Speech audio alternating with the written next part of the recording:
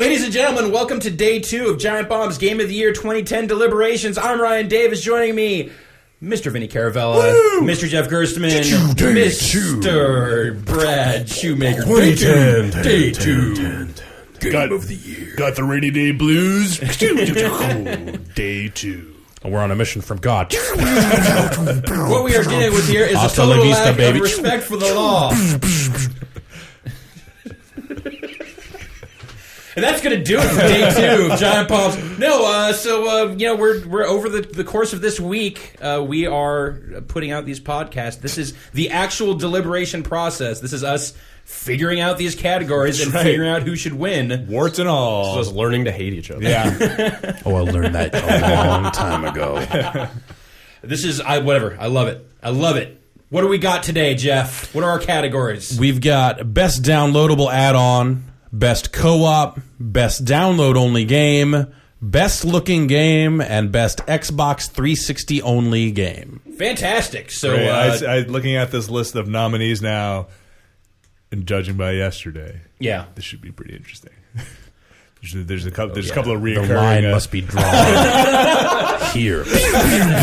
There will be some recurring themes, but I had to let them go. Let's start off with the with the best downloadable add-on. Yes, this is actually one of my most anticipated categories this year. Yeah, I think this is the strongest category in the entire thing. There's great entries Yeah, we've here. got 3 picks already. Yeah. I'm happy with these 3 too. Yep. We got Shadow Broker for Mass Effect 2. Yes. Undead Nightmare for Red Dead Redemption. Yep. And Minerva's Den for BioShock 2. Now we have. I think we solidly agree, right? That those are. Do we need to go through the? I can't think. Yeah, I mean, I liked some of the Borderlands packs a lot, but Yeah. I don't think any one of those packs necessarily. You know, if this were a best supported category, Yeah. or lump all the DLC together into one big thing, then I might be like, Borderlands. Like, But collectively, they make that a much better game, right? Yeah. But there's not a standout among them. I think there's a There are standout standouts. among them, but compared to some of this Well, stuff, I think some of this stuff does more for Right. their respective games Right. than Borderlands, than any of the Borderlands packs do. So let's dig in. This is actually going to be a tough one for me because these are all fantastic. They are all great. So Brad, you just played Lair of the Shadow Broker. Yeah, I finished it at like 2:30 last night. How did you feel about that experience? It's great. It's great, but it's not a consistent experience. I think that it's very combat heavy. It feels like it was artificially padded out a little bit with combat. Maybe it's because I haven't played Mass Effect 2 in probably 6 months. But, so, there was a little bit of a period of getting used to the combat again, but I felt like there was a little more combat in there than I would have hoped for in a $10 expansion. There's a lot of fight in there, but there's also some terrific story stuff. It's great at the end, like the very end of it. I don't know how much we can There's some talk. good setup, though. There is. Yeah. It starts with some pretty good intrigue. I think we should just say if you're listening to this, then Should we just lay it out there? I think we can't really pull that many punches, right? Yeah. So We have to talk about this stuff Oh explicitly. man, I will not spoil Minerva's Den for even the people in this room. we might be able to Then talk. it will a not little- win. We might be able to talk because a little bit I more really about like that one. Lair of the Shadow Broker. I think that Undead Nightmare is good. It drags though. Well, let's So does Shadow. Let's keep talking about Shadow Broker and let's right. just talk explicitly. You fight the goddamn Shadow Broker. You do, or a Shadow Broker, right? The You just- current. the idea. So yeah, of the Shadow they Broker. build some really good mystique around the character of, or maybe I should say, the idea of the Shadow Broker. Yeah. Because it turns. I mean, can we just say it? Yeah. Like it turns out the Shadow Broker has not always been one guy. It's just like a role that ambitious people come along and murder each other to take over. Dread Pirate Roberts. So yeah, That's that exactly stuff what it is. Yeah, That stuff is cool. you are now the new Shadow Broker. His ship is one of the most amazing locales. The ship looks awesome. in Mass Effect. Ship definitely looks cool. and you get to go. You get to fight on the outside, the inside, Yeah. the upside, the For sure, downside. yeah. Yeah, be on the And outside fight and like the little solar panel things Yeah. that are raising and lowering That all stuff around is- you. That stuff looks And the awesome. engines on the inside I thought were pretty cool. Yeah. But even aside from all that stuff, aside from the core content, the the dossiers you get to read at the end are awesome. Oh my God. Yeah, that stuff is cool. That stuff's cool. So, Jeff, have you played this yet? No. So at the very end, you get basically access to the Shadow Broker's files. Right. And he has shit on every single member of your team. Yeah. You learn crazy things about the rest of the crew from Mass Effect 2. That Miranda. She's got a background. Man. Yeah, she's tough. That's and good stuff on Morton. That's a loose lady even stuff right there. on the Geth dude is in there. It's, I didn't see that stuff. Oh yeah, the Legion stuff's hilarious. Yeah, I didn't He's a actually really look good online gamer. I liked I liked the log of the elusive man's sexual conquests over the last week. right. Yeah, no, that stuff. That guy gets around too. Nice Actually, little bonus. there's a lot of strong, really strong support of the Mass Effect 2 fiction in that piece of DLC.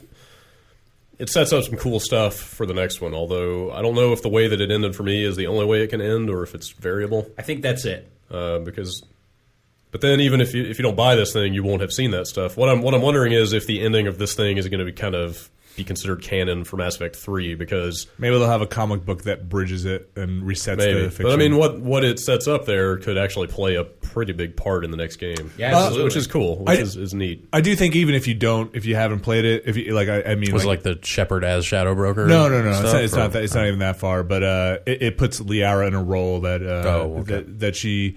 I feel like if you don't download it, install it, and play it, and have it on your save, that's kind of set up in the main game anyway. She's on her way there. It's plausible that would have happened. Right. You know, like, she's so kind of like, that is her path when you leave her. But it's cool.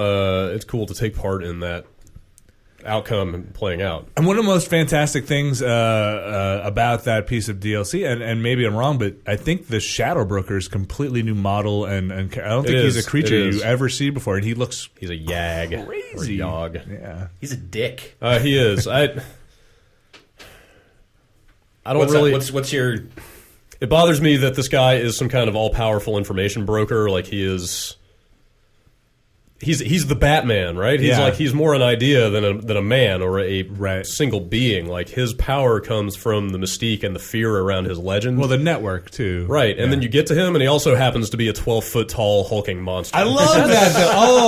I love that part. But I feel like that part was implemented purely to give you like a big boss fight. I don't know. I think it would have been so much more just predictable if it was it's just a frail little man. I thought it was going to be a supercomputer. I don't think it should have that. Or an aware computer or something like that. And I was so happy it was this big, like, fucking dinosaur-looking thing. Like, whoa, dude! But I feel like you feel like that was just for the sake of the combat scene. Yeah, and it shoots the whole idea of the Shadow Broker in the foot, because in the end he is just a big monster and can just like grind you into a pulp. But even that is supported in the fiction of how he came, like he was like a pet or something, right? There's like an underling. He was the last of his type. And no, there was a planet full of them, but he wanted to get off the planet, right? And like kind of rose through the ranks. Yeah. And, there's that great email exchange where you can see the real Shadow Broker is getting more and more nervous about how adept this creature is getting at speaking languages and manipulating people and like subterfuge and everything. And then the second to last missive is all other operatives converge on and take out operative so and so, and then it's like it cuts off, and then like an hour later, like belay the last order. Yeah. The operative has been dealt with. Yeah, please resume normal operations. And never come in my room again. It's great. Yeah, this stuff's good. I like there's a good chase to that piece of content. Like when you're running through the city, and then when you're in the hover cars. Although I had the hover cars thing go bad. I did too. The controls were bad on that sequence. It's too bad. That part is like the thing. Like it's like, wow, this is going to be a cool sequence. Yeah. But then when it fucks up, it's suddenly like, this is now a really trying part of this. Yeah, definitely, it definitely content. is. I like that it happens in two parts. You know, there's a good setup. There's some good intrigue on Ilium, and then you go to a new area. Like they made an actual new level. To fight through. I really, out of all the DLC that's come out for Mass Effect 2, that was a great little piece of work. Definitely. It's great. Like, I loved it. I thought it was great, but it does feel like just a slightly longer side mission from Mass Effect 2. Well, it felt like one of the companion quest missions. Definitely, it was about as long as like a loyalty mission. Yeah.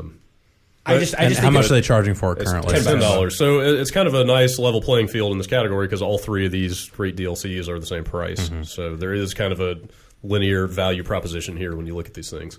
I just think that Lair of the Shadow Broker, it is somewhat combat heavy, but I think it still delivers the goods on the fiction and the story. At the end, it does, absolutely. It's all kind of concentrated at the end, though, I feel like. Yeah, you're not wrong, but man, I probably spent like an hour sitting there digging through all the dossiers and profiles and stuff that he has there. I got to go back and read that stuff. I didn't realize. Amazing stuff. And there's a couple of other things there, and I can't remember what's on those terminals. There's all kinds of stuff. I didn't actually get a sense of what it all does. Some kind of like little hub world kind of thing. Some of it felt a little cheap to me because there's one terminal that just like, here are the locations of half a dozen very, very mineral-rich planets because you paid us $10 for this content, so we're going to give you a bunch of extra minerals. Which that's the sort of thing a shadow broker would know. Yeah, which works totally out of line. No. Definitely works into the fiction, but you can see the thought process that went into implementing that stuff. Yeah, that's the stuff I was talking about. It's treasure at the end of the thing. Yeah, you know? It's but who wants to I just feel like it's like you're right. They don't do anything in that like Mass Effect 2 doesn't do in its main story. Right. I just think that it's some of the best executed Mass Effect 2 missions that there are. It's probably. I'm thinking back. It's probably better than any of the loyalty missions for places that you fight, regardless of the quality of the combat or whatever. The outside of his ship is just so visually striking. Such a crazy place. Like constant lightning storms going on to around have this fight. Considering the quality of the loyalty missions in that game by default, if you're saying it's better than any of those, this is fucking amazing. Most of them. I came away from that just glowing.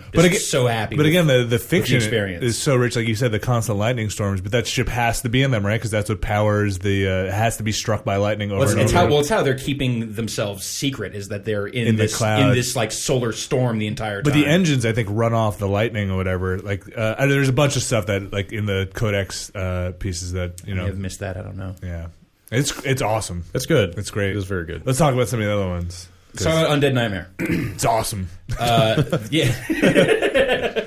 Okay, we can agree that all three of these are awesome. It's so ridiculous. It's ridiculous, ludicrous, and it's amazing that it pulls it off. Yeah, I really didn't have huge expectations. I'll just start by saying, Definitely not. I'm not trying to pick apart any arguments yet, but I will say if you're going to say like Mass Effect 2's Shadow Broker's combat heavy, some of that stuff in Undead Nightmare is taking the towns is not great. Is a bummer because it's like. It's really the same thing over and over. I mean, did you guys ever just go and collect the ammo, or did you just have enough on you and go? I never really had to. Yeah, just shoot some zombies and move on. Like that, it was not the draw of that. That is the weakest part of that. I do DLC. appreciate that. I mean, they force you to go for headshots, or the zombies will just get back up, but.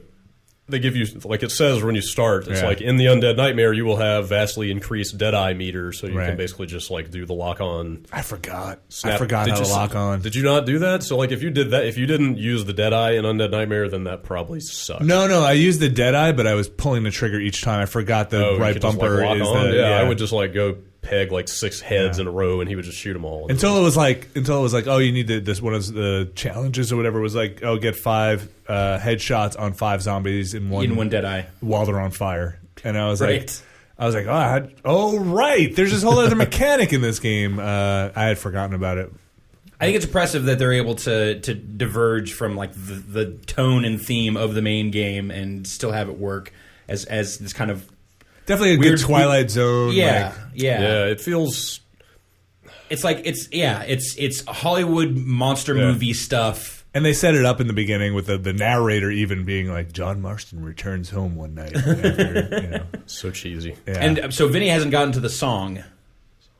There's a much like in the main game. There is a specific song. It's like this like. Monster punk rock song. Oh, that's right. That plays kind of near the end. It's almost Monster Mashy kind of. Yeah. But ridiculous. It kind of sounds like a Misfit song or something. Which is like you talk about putting that in a Western that's completely bananas, but I think it works there. I just take issue. Like I reached a point with that where I was like, I kind of want this to be over now. I kind of don't want to keep running around the countryside. I know what you mean. I'm tired of the like going into each town and having to save it, and then it got taken again. I got to go back. I think that decision may have been ill advised. the whole territorial control thing, especially making you go back and redo it. Well, I don't know. Even having to do it the first time starts to get kind of tedious. That felt like the padding for me. Worked at San Andreas. If that hadn't been in there and it was just story missions straight through, it might have been a stronger add-on, I think. But it would have been a lot shorter too. Definitely. Which may have benefited it because I definitely was. Monster bears, undead monster zombie bears, Sasquatch. Did you guys do that Sasquatch? That could be the best quest. That was amazing. That Sasquatch quest was really good. Did you not feel like the biggest dick in the world? Yeah. My wife was next to me and she was like, "What are you doing?" And she's like, "This is the saddest thing." All right, I don't know if we should spoil that quest because it is so damn amazing. But like, I feel like Jeff, we know what we're talking right? about. It is. I feel like you just have to say like, there's just at some point this whiny ass Sasquatch who's like, I wouldn't say that at all. But he's just become a shell of a being. He's just sitting there, head in hands, being maudlin. Like, just kill me. So he's just like because you just murdered. He's the last Sasquatch. Dwayne from GTA 4. Yeah, murdered his entire family. Just I don't that was his live. name, right? Dwayne, the guy that got out of prison. It's just, but that kind of under his voice, like you're just standing over him with a gun, just like kill me. Oh man! Prior to that, did you shoot him? You can't. You can't? Did you try? Yeah, No. No, you can't. It won't let you. What does he do? It won't.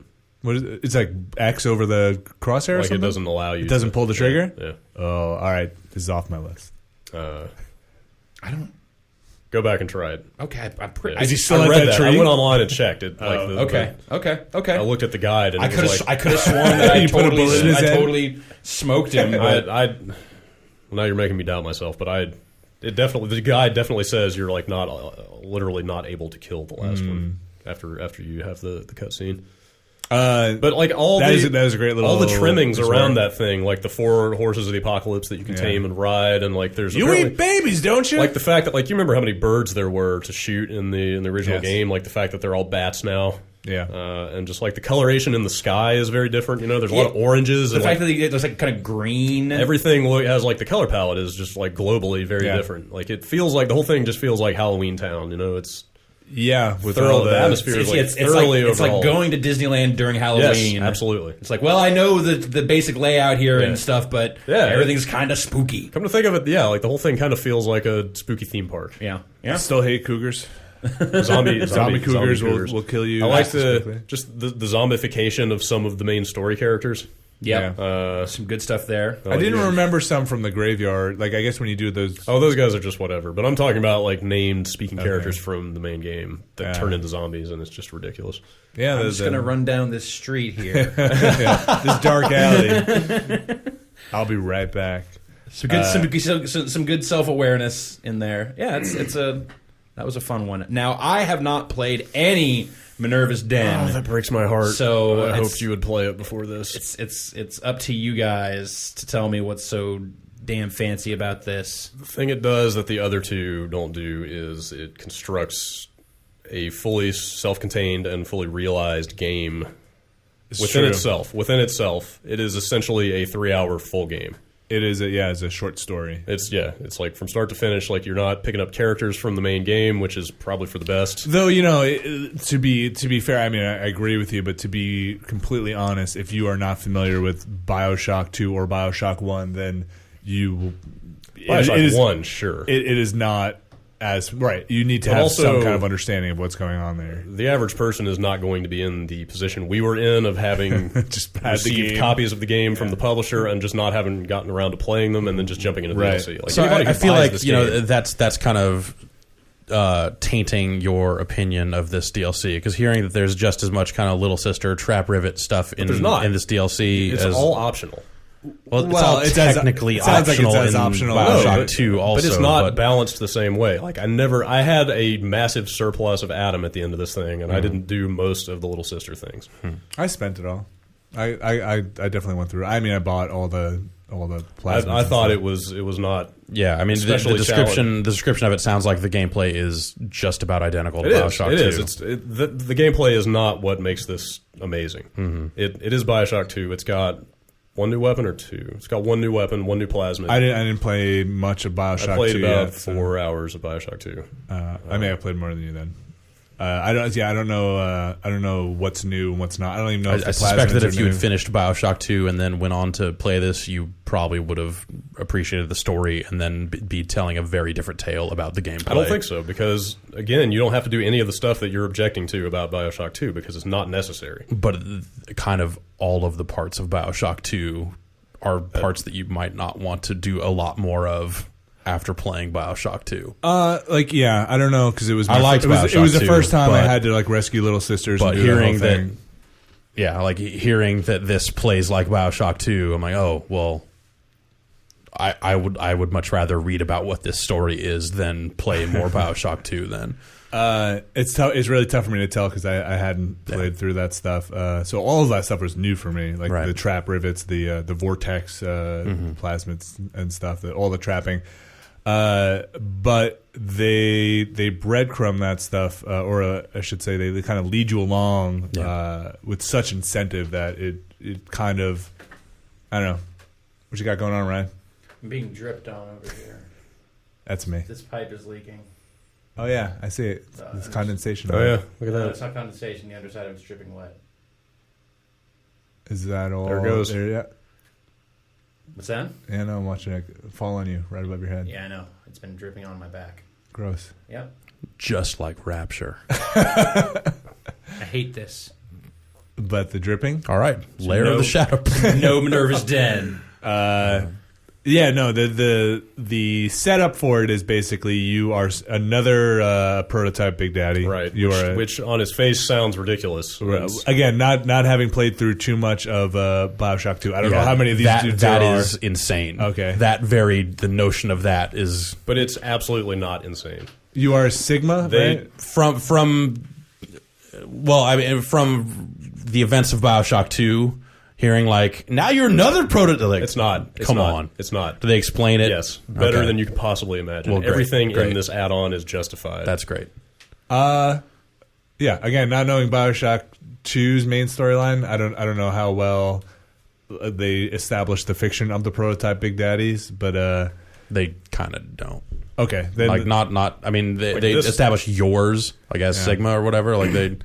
So you're Sigma in BioShock 2, and then you're Delta or something? Or Delta. Delta in BioShock 2 okay. and Sigma in the add-on. Regardless, you are... in that case, the add-on does more to flesh out the general history of the Big Daddies than the actual game does. BioShock 1 did, I think, address a lot of the stuff that comes up. First game never really commented on who these people were or how they became... I mean, other than, you go through the process of finding the boots and then the helmet and you put it together and you're a Big Daddy. But yeah. I mean, they basically say that people who have been disappeared by Andrew Ryan become Which one's best? Big Daddy. For me, yeah, this is an easy choice for me because I just love the Mass Effect. But see, I think you're falling back on that because which one is best? I think Minerva is best by far. Yeah. So, but I would have to sit here and tell you everything about why the story is, in a lot of ways, the best story of anything I played this year. I wouldn't. I disagree with that. I think the story and I think for me again, I'm very invested in the Mass Effect universe, but the whole Shadow Broker bit at the end is pretty impactful for me. Definitely, but I feel like you kind of go through a lot of generic Mass Effect 2 stuff to get to it. Well, I mean, you go through a lot of generic BioShocky stuff, but the way they roll it out smoothly from start to finish, they build to a very specific crescendo in Minerva's Den.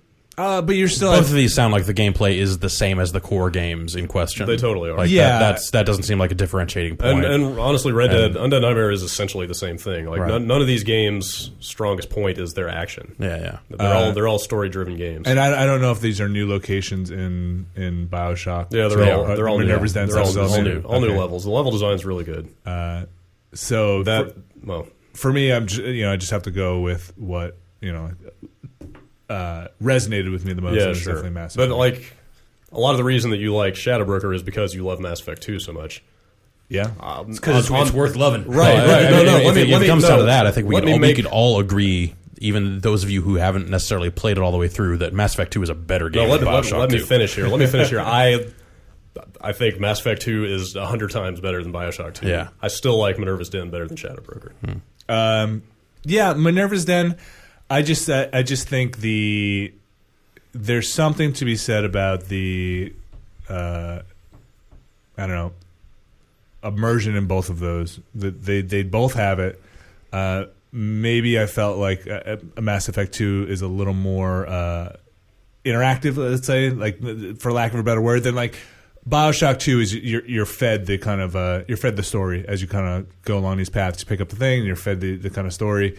And Mass Effect 2, maybe I just felt like I had a little more agency in what was happening. Really? Yeah. It's 100% linear. There's no in Mass Effect 2 that add-on. There are no side paths. There's no variation in the it plays out. I got you, but it was my Shepherd. It's part of my main storyline. But I mean, there are no choices to make. It's going to flesh out this world. It is now another node on the kind of Mass Effect 2 story tree here that could go on to affect other things. Whereas Minerva's Den is great in its self-containment, but it is just that. It is very self-contained.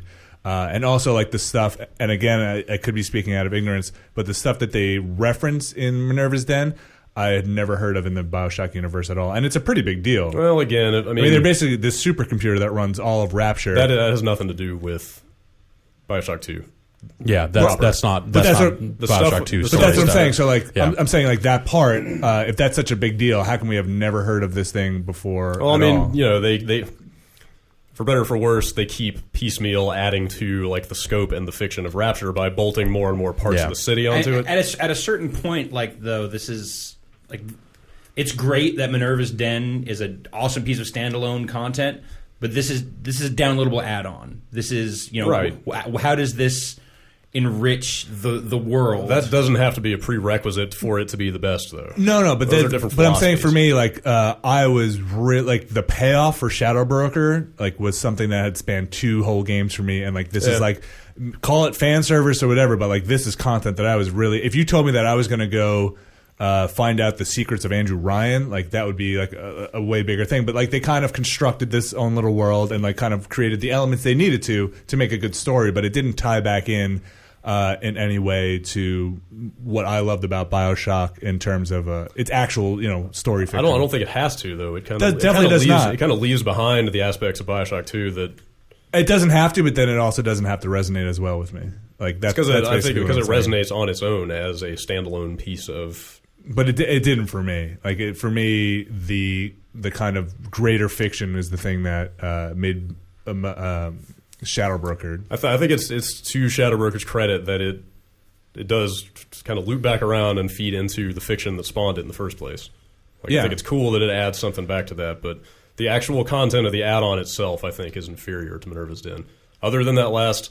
Basically, fighting the Shadow Broker and the stuff that happens after that, which is reading a bunch of terminals, is awesome. Yeah, but like the part that in Minerva's Den that are cool are the audio logs, and the combat is still the combat, and like the kind of walking around buying plasmids is still walking around buying plasmids, and harvesting Adam is still harvesting Adam. Like the only really exceptional part of that is in any way different than all of BioShock 1, 2, and anything else is the quality of the audio logs.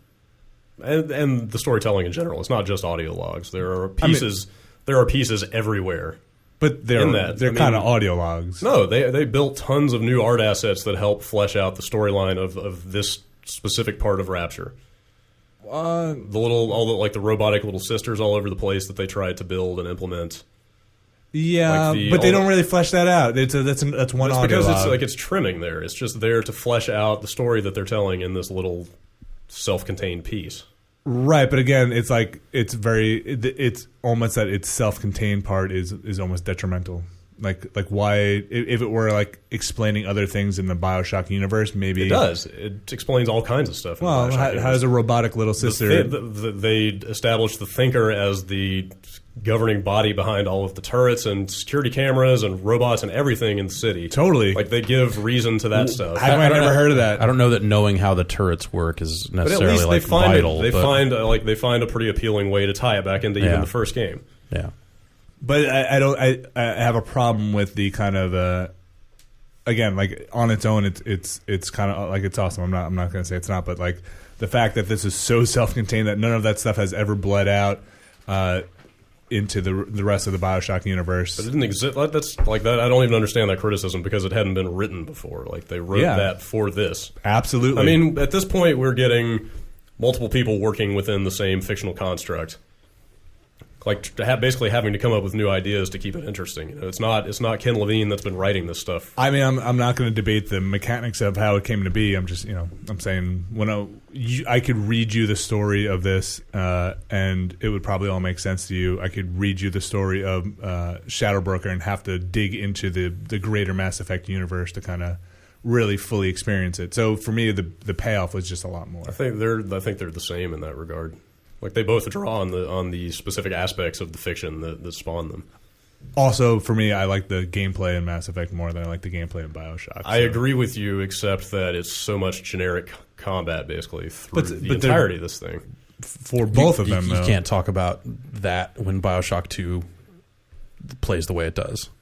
Because it's not a bad game, though. It plays fine. I mean, yeah, your review says that it plays better than the first game. Yeah, but also the gameplay is not what drove you to BioShock in the first place. I wouldn't say that the gameplay is what I play Mass Effect for either. There are way better third-person shooters on the market. But for me, like the parts where like they both have their parts where you're stuck in combat and you're kind of like, I want to get out of here. If you stripped them down to just the gameplay and just the raw combat, I don't think either one of them is. I would take Mass Effect any day. Yeah. There's not enough to Shadow Broker. This is having played it in the last 12 hours. Yeah, I don't know if you're letting the conclusion, the fictional conclusion of this add-on is amazing, but I don't know if you're letting that cloud what happens in the other 90% of this thing, which is just a lot of running forward and shooting guys. Yeah, but and nothing else to pad it out. Whereas Minerva's Den very slowly builds a pretty layered storyline. I disagree. I think Shadow Broker builds up to your encounter with the Shadow Broker in a big way. Like going into it, we had talked about the Shadow Broker before you played it, and you're like, who is, I don't remember this guy being in the fiction, but for it to pay off for you at the end, they must have set him up.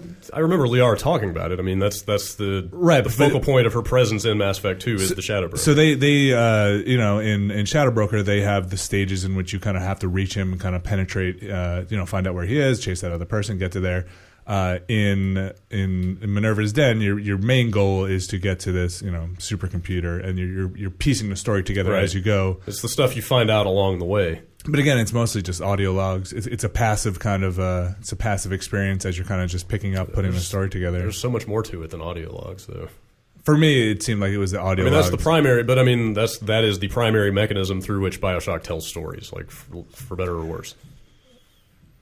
It sounds like for worse. Yeah, it's a good story, man. It's a great story. It's a better story than Shadow Broker. As an add-on, if you just took these two pieces of content, I don't think the story out in the BioShock universe even needs to be told in like the BioShock universe. But I mean, a good story is a good story. Yeah, it's a good story. So, like, the setting is incidental to the quality of the narrative. It's not, though. It is. It's not incidental. I kind of just keep coming back to you saying that this is probably better than the loyalty missions in the game, and I think about how amazing so many of those were, and think this discussion's like over. But you haven't played Minerva. You don't even know what the aspects of it are. I watched you play a chunk of it when we did that stuff, and we not at all representative of what is so great about this add-on. I mean, you need to have the game for both of these, right? Sure. You got to get it. You got to be invested in the game, either BioShock 2 or Mass Effect, to get into either of these. You can't. They're not standalones. So you have to have some kind of context for either of these. The fact that you have played through BioShock 2, hopefully, right, and then jump into Minerva's Den for this self-contained bit of fiction, which is great, but doesn't really connect back to any of that stuff. Whereas Mass Effect 2, you have now just kind of enriched the entire experience. Go on, keep playing through Mass Effect 2 with this other stuff. For me, is probably what puts Shadow Broker back on top. Sure. Like, I have now added to the world in which I will continue to play. The content of what you're doing in the add-on itself is not as good. It's so much more vital to the universe. It's not at all vital. Well, I can almost a side story. I can almost even just balance the equation on both sides. The combat, let's just chalk them both up. It's the same combat from the core game, right? Sure. Well, in both games, BioShock has a couple of extra weapons. Mass Effect is just combat. You don't get it. I think you get an extra weapon in it, don't you? And you get Liara to use, who's a new character. Yeah, but she's got the same abilities as everybody else. It's a new character. It's a new character model. Like the new weapon in BioShock is not. It's a huge difference. There's plenty to it. I mean, there are 3 firing modes. And then the stories I think are comparable. It's a great story. It's not the best story ever told. It's Which one? The Minerva's Den. It's okay. It's better than the Shadowbroker story. I'd see for me it wasn't. is better than the Shadow. Nah. The Shadowbroker story is hard. It's not much of a story. It's just a kind of big twist when you get to the end of all this combat. But so is Minerva's Den. Minerva's Den, the whole story hinges on the big twist at the end, and it's almost just like a rip out of an Asimov It's like book. 5 twists, and they happen they're fluidly. There are several twists in Shadowbroker. There's Lady Cop. There's one big twist in Minerva's Den. It's a very layered twist. It is extremely like that's what a twist is. You know, it wraps around, but it is the one. But even thing. when you think you figured it out, you haven't quite figured everything out.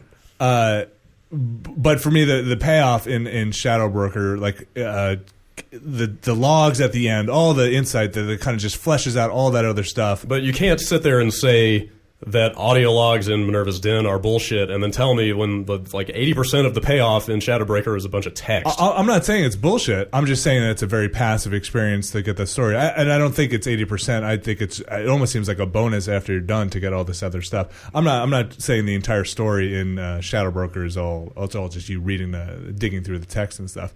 But you can also miss some of that story in Minerva's Den. If you pass by those audio logs, you have bypassed some of the most interesting content in that pack.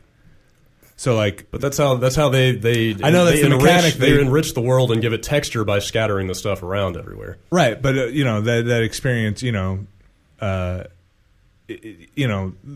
know. The audio log experience is a great Bioshock thing. It's a System Shock thing. It's how they do their thing. But there's so much more to it than that. I mean, if you go up and look at things on the table in this guy's office, you'll like absorb so many more facets of the guy's character.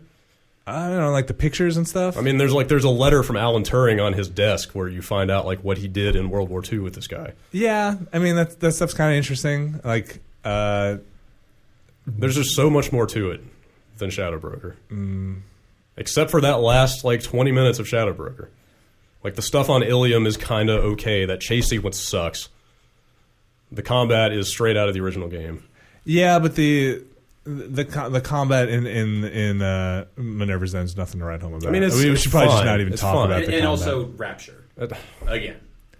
If the places are new, that's great. Like it's completely new. It's all new. I really can't speak to the new environments and stuff. Whereas half of Shadowbroker takes place on the same planet you've been on. Yeah, I don't know. Like Rapture looked like Rapture to me. I mean, it does, but they do a lot of interesting stuff with the. It looked like all the other places that Rapture's kind of broken down. I don't know. It just didn't. It did not strike a chord with me. Some of the setup, and maybe this is explained in Bioshock 2, but there's a little suspension of disbelief even within the fiction of like the waking up, because this is years after Rapture, right? This is years after. This is like 10 years later. Yeah. So like the fact that you're after Bioshock 1, it's still Rapture. You're talking about the core game is years after? Well, the Minerva's Den. Or the add-on, I think. Does Minerva's Den take place some chunk of time after Bioshock 2's story? I mean, there are big sisters and stuff running around. Okay, then kind that's of at the same still time. Similar It's kind of happening about the same time as Bioshock 2. Yes. That's what I which is mean. like 10 years. Right. Or So after. if you're a prototype Big Daddy, like are they like immortal? Like do they not age at all? They're like you kind of like wake up with amnesia. I mean that's the core premise, right? That is not very novel, contrived. I'm just we're literally picking apart story at this point, and you wake up with amnesia and you have a case of lost identity. Now the twist at the end is awesome because it fills in your identity in a very interesting way, but it's not the most original thing because Bioshock 1 was basically the same thing. It's not, but it's executed so well. But Bioshock 1 was executed fantastically. Right, and this add-on makes me remember what I fucking loved about Bioshock 1, which Absolutely. is something that I forgot when I played Bioshock 2. Absolutely, but again, so you go through this whole thing as a Big Daddy, going through this guy's work and finding all this stuff, and at the end you realize you're that guy? Yep. Yeah. But it's well done. That's selling it short. You have absolutely pulled the rug out from under what's great about that story. But that is the story. But let's not talk around it. This is end of the year stuff. Okay. Like we can't just sit here and say like that thing and this. You're right, and like that is it. But it is. There's a lot more to it. Than that. It is meted out in an interesting way of they flesh that character out really well. And the stuff they do after all that stuff becomes clear, and you kill the last guy, and you like. There's no more combat, but you're still moving through areas of the world before you exit. So that stuff is great. That thread is great. The fact that you are still saving little sisters and stuff, and with, like, mechanics aside or optional stuff aside, you're still given the choice to kind of harvest or not harvest. It's never made clear if that's going to have any impact aside from the get more Adam or don't get I mean, honestly, I couldn't care less about that stuff. But like, that's I just passed it up, because I didn't feel compelled to keep doing it. But like, that's part of the game in there, that like, having not played BioShock 2, that I wasn't sure what, do I have to do this stuff or not? And that stuff had no, it just kind of dead ended at some point, right? Like, you're saving or not saving the little girls or whatever. So the main part is making your way to audio log to get to the payoff. Among other things, yeah. I really feel like that enough of our perspectives are crippled in different ways on all these games that this argument's never going to end. Because if you guys haven't played BioShock 2, talking about this DLC as if it is like new enough of it, though. New and exciting is kind of crazy. The contrast here, I feel like, is that you guys are largely arguing from the opinion that Mass Effect 2 is a much better game than BioShock 2. I agree with that opinion, and I still think Minerva is better. I'm not coming from that perspective at all. I'm coming from the perspective that Lair of the Shadow Broker integrates itself into that world so much better, and that makes it so much more vital to that universe. It enriches what's already there. Instead of having to build something. The question here is, what's a better add-on? Instead of having to build something from scratch because the core thing isn't good enough. But it shouldn't need to draw on that much and bring that much back into the core game to be good on its own. It helps if it does. To be good on its own merits. Well, these are downloadable add-ons. If I'm spending $10, I would probably rather spend that $10 knowing that I'm going to learn more about Mass Effect 2 characters than a self-contained story set in Rapture. But you get that, well, you also have to have a love for Rapture, right? You have to I kind of had lost. Like, I really couldn't care less about that stuff. Right, but you said it reminded you of your kind of right, which is the best stuff that BioShock has to offer. Right. Which is the storytelling, which is like how good the story was in BioShock. So if you didn't play BioShock 1, do you think you would come to this and think that this was as grand a piece of storytelling? That's what I was trying to get across. The setting is incidental to the quality of the storyline. It doesn't really matter where something takes place or who's in it or whatever. Yeah, but like, what's a mechanical little sister to you in Minerva's Den when they don't explain what a little sister is at all? But again, you have to own the game and have probably played the game to play this add-on. Like, that's not a fair right. So if we're going back to there's no way that somebody could come to this and have never played anything BioShock before. Well, I played it without playing BioShock 2, so I could have just gone into it. Like, we are already an outlier having only played the first game. So my point being that, like, we have to incorporate the core game back into this, right? So it's not a ridiculous thing to say that my love for Mass Effect 2 is influencing my love for Shadow Broker, just as your love for BioShock is kind of influencing your love for Minerva's Den. That's the thing. I was done with BioShock. Like, I really didn't care to play any more of it. I was done with Mass Effect 2 until the next piece of DLC came back. But you're not, because you said I will eat up whatever comes out. Exactly. Like, you will gladly. If you told me that another add-on came out for BioShock 2 made by other people, I probably wouldn't care. I wouldn't play it. Why? Because I don't think that it would be executed to this level of quality. Well, that's terrible. Because if you hadn't even played it, it's not BioShock and it's not Rapture that made me like this so much. It has nothing to do with that stuff. In fact, my appreciation for this add-on is almost in opposition to or in contrast to what I think of Rapture and what's considered BioShock at this point. So you're saying it's a quality piece of standalone content regardless of the BioShock trappings? Yes. And I'm saying that Mass Effect 2 Shadow Broker is the best add-on for Mass Effect to the game because it exponentially makes the core experience better when you're done with it. So they could have released Minerva's Den as 1950s serial drama near detective. Sure, absolutely. Right. So great. It's a great little piece of standalone content. I think the Mass Effect 2 Shadow Broker is the best piece of add-on for this year. It adds on to Mass Effect 2. But the content of it is not as good. Let's go back to best debut. Minerva's Den, best debut. Again, these are both exceptional pieces of content. I'm not trying to say that it's not. And I'll be the first to admit that my love of Mass Effect 2 is heavy. It's you were talking to the guy who played 45 hours of that game in the span of 5 days. Yeah, but you're also talking to the guy who played through the whole thing twice and went back and played Mass Effect. I'm saying you're preaching to the choir here. I think Mass Effect 2 is a great fucking game. I don't think this add-on is as good as other add-ons. Yeah, it's just I say that from the perspective of having just played it. I think the core piece of Minerva's Den is great. That the storytelling is a good reveal, but I do think the Shadow Broker adds more for your money for your Mass Effect. It almost seems like they should have just done like Case Zero style for this BioShock. I absolutely agree. Yeah, I agree as well. I think instead of a BioShock 2, kind of like this could have won my best downloadable game. Right, like if this had been exactly. If this had been like there was a collection called Tales from Rapture and this was a short story in it, like this would be the showpiece of that release or whatever. But as an add-on that expands the universe and delves back into it, it's just what I want. It's exactly what I wanted. It is everything about Mass Effect 2 that I enjoyed. It is strong narrative. It is enriching the fiction, and the BioShock 2 thing, Minerva's Den, is a great little side story about in the BioShock universe. I think there they deliver what you didn't know you wanted. Because you didn't, if you're like me, you didn't think you could give a shit about anything BioShock. But it didn't even have to be BioShock. That's my point. Yeah, so like that makes that to me for this category I don't know. It seems like kind of a disconnect. Like it's like the fact that it would be better as a standalone thing kind of makes it not as good as an add-on. I didn't say that. Yeah. What you're doing at this point is comparing the quality of the base games, which we have already established.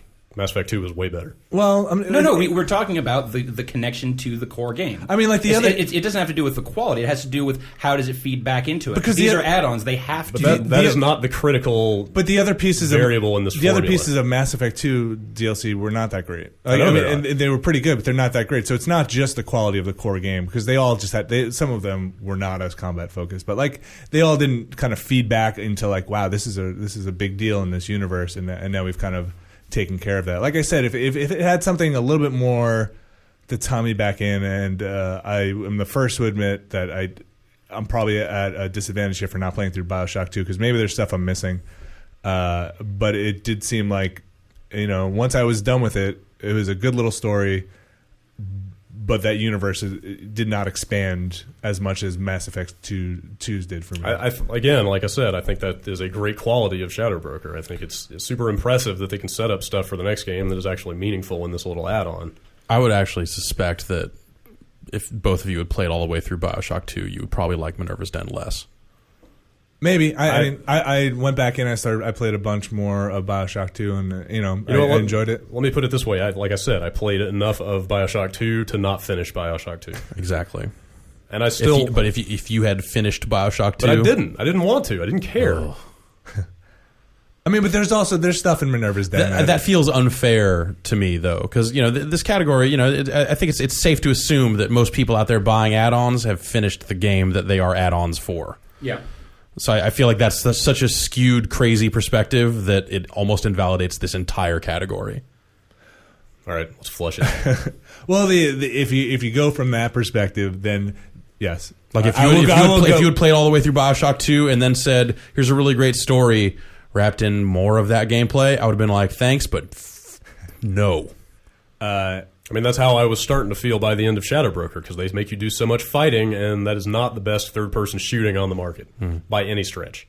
I will give you Minerva's Den only in that if BioShock 2 is kind of as mediocre as it is, sounds like you guys are saying. It's less about mediocrity. Like that's probably a harsh way of putting it, but that gameplay has pretty much worn out its welcome by the end of that game. The last thing you would want is more trap rivets, more like all that stuff. It's just like, okay. Well, again, I feel like they alleviate that by balancing the atom distribution and stuff is different. But also, if you'd played BioShock 2, you would get every single one of those girls in Minerva's Den. Why? Just because you would sit there and be like, I am going to need them. I did get every single one, and then you get 3, and then you fight a big sister, or I think big sister, and then you get another 3, and you fight another big sister. But you only fight 2 of those, and then you're done. I was getting every little That's sister. roughly the structure of BioShock 2. Right, I assume is every so often it just triggers. You will fight the big sister, and those those sequences were weird, out of context from BioShock 2. They were a little just kind of like.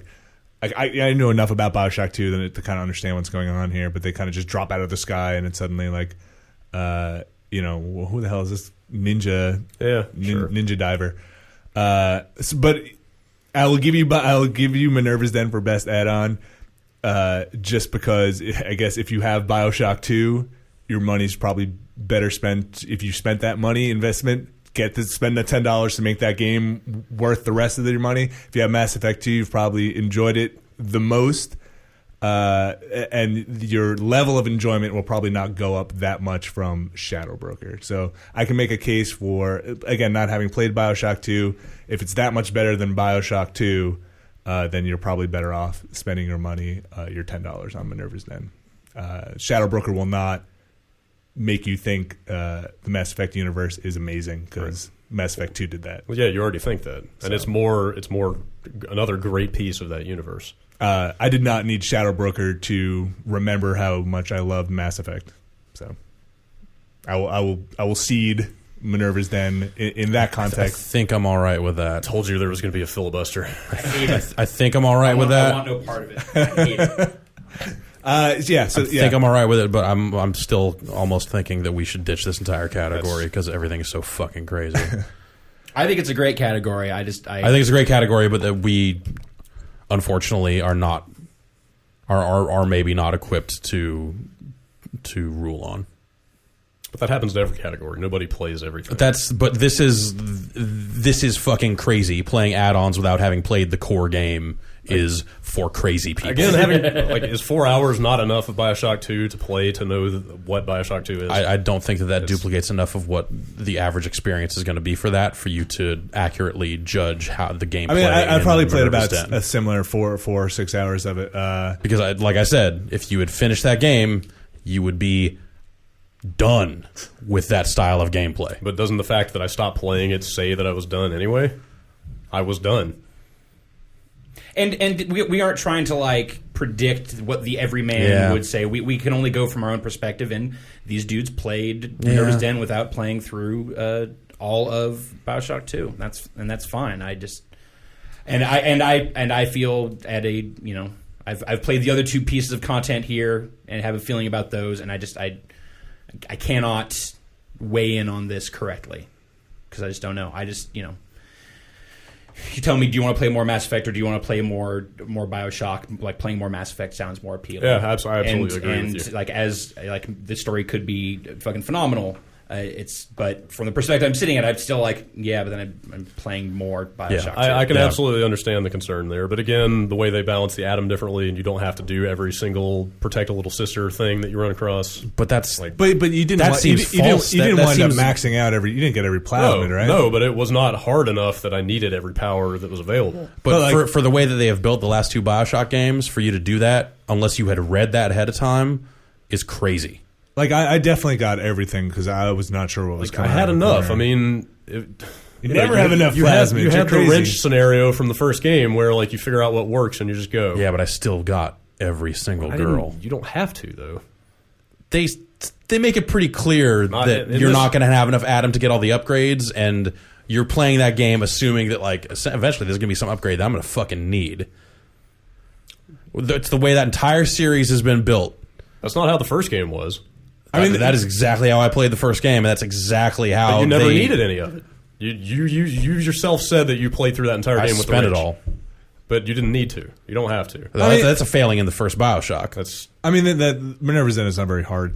It is. But again, that's not something you're going to know unless someone has told you that ahead of time.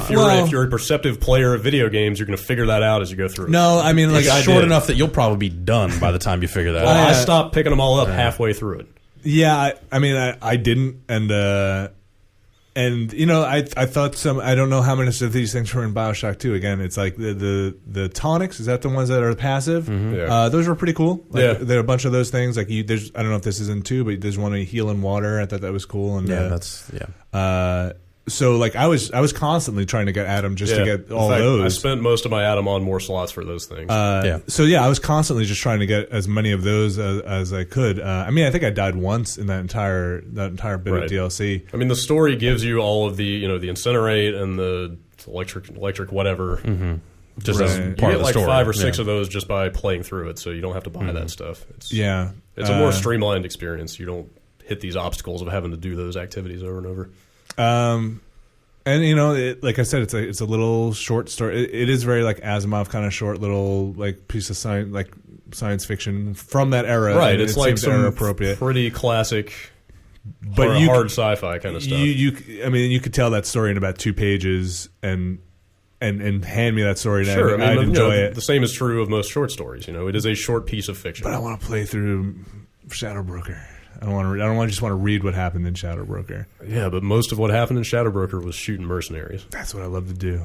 There are better games to shoot mercs in. But like the best thing that you could say about Minerva's Den's gameplay is that it's they've minimized the Bioshockiness of it. It plays fine, as does Mass Effect. I mean, neither one of those games, as we've established. But Mass Effect it plays better.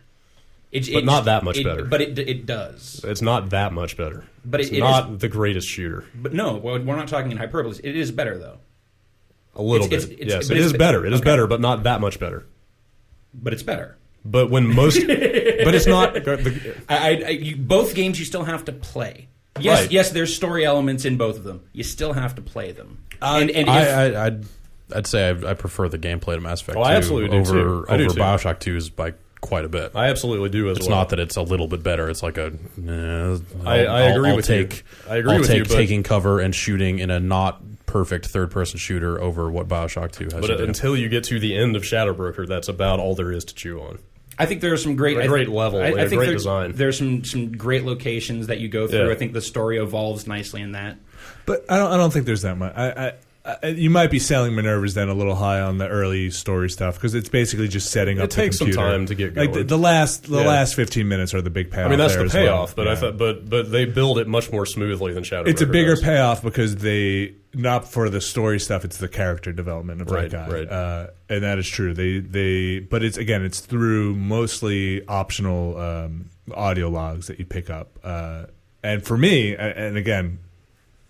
My investment in Mass Effect 2, I've read the books. I have that optional stuff already in me. So when I hit Shadow Broker, for me, that universe payoff was huge because he's a big deal in the universe. Yeah, I totally identify. And I just feel like you see places that you like yes, new locations in Minerva's Den, but I can't shake the fact that it's still Rapture. It is still Rapture. Like aesthetically, it's still going to be Rapture. Yeah, you can't really do a story in that world without that happening. And, I mean, you could argue that all of Bioshock 2 is all new locations, but that's not the draw. But you see these stunning the apartment chase when you're doing that pursuit. Like that's all new areas. Again, it's of a place that you've seen before, but it's all new areas there. That ship is just. While I was playing, I'm like, I can't believe what I'm seeing. It is a very, very impressive piece of level design. You're taking cover and shooting dudes. It absolutely. But it's fucking breathtaking. And I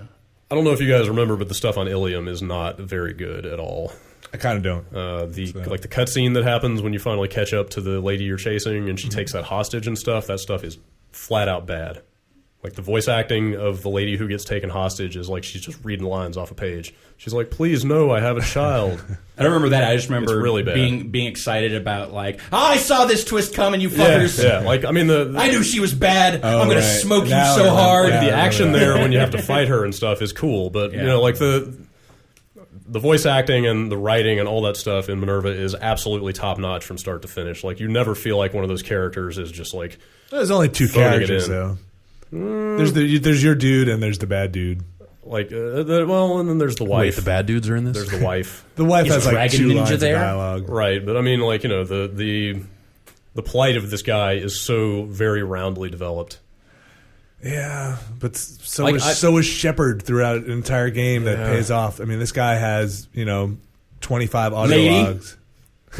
Lady Shepherd. Whatever. There's only one shepherd. I totally understand where your love for Shadow Broker's coming from, and I share it to a large extent, but I feel like too much of it depends on your love for the original game.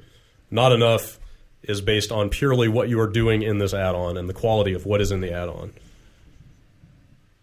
Yeah, I 100% agree. If you were to play Shadow Broker without playing Mass Effect 2, it would suck. That's what I'm saying. But I think that is a huge quality that's important. It's impossible. I think that the integration is important. I agree with you. I just don't think that it's enough to offset the 80 or so % of this add-on where you're just running in a straight line, shooting guys, and like bad cutscenes are occasionally happening, and then the last 20 minutes is fucking awesome. But we'll go around in circles on this. So, I'm willing to give it up for Minerva's Den just because of if you made the investment in BioShock 2, if you want to love BioShock 2 more, pay your $10 and go play this amazing piece of content. It's a sneer vote. Yeah, I mean, again, you're doing both games. You're doing the same combat. Both games are new set pieces, but they are both vaguely similar. You're still in both worlds. Mm-hmm. The story stuff, on one hand, they're just two different arguments. There's one that you will get the self-contained thing that lives on its own that will not really enrich the world that much. That world's dead.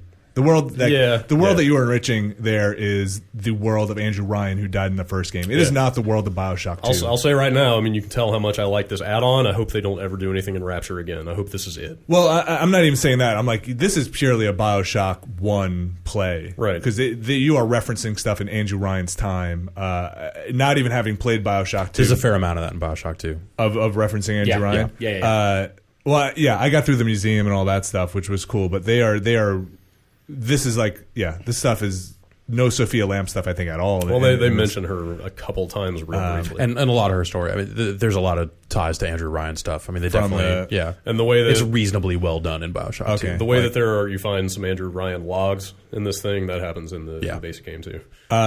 So I guess my point being that, it didn't seem to enrich anything that was, happening that would play back into BioShock 2. In terms of the drama, I totally agree. Or with you. Even the narrative, it's really just about this dude. Totally. This computer, which you've never heard of, right? The thinker, you don't. It doesn't come up. The tie-ins, like I said, are it fleshes out a little bit of what makes Rapture tick that you haven't seen before. That stuff is it's incidental to what is the best part of this. But so you have that, and you have this kind of little self-contained story that is a pleasure to play through, and then you have the Mass Effect one, which is this kind of star on top of the Christmas tree if you've already kind of trimmed the whole thing. So it's great. The whole package is great. So it's weird because it kind of depends what you want more. It sounds like you want the little self-contained. I want to love BioShock again. I want give me more Mass Effect 2 because that is what I want. And this is the best part. I just want a great add-on. So if you want a great add-on, you should add on to Mass Effect 2's content instead of as opposed to requiring you to own BioShock 2 to buy this thing that probably would be better as a standalone as opposed to sale. As opposed to you would pay $60 for Minerva's Den and you get BioShock 2 with it. That game is so cheap now that buying it and this add-on would be worth it. I don't think we can take occasional price discounts and stuff like that into account. But you know what I'm saying? It gets kind of crazy. That's what I mean in theory. So anyway, we could probably remain on this category forever. I think Minerva's Den is a fantastic piece of content. If you own BioShock 2, you should go get it. I guess. Seeing how strongly you feel about it is what is swaying me in that direction. It's probably the one category in these awards that I care enough to sit here pissing you guys off for hours. Civ 5 PC.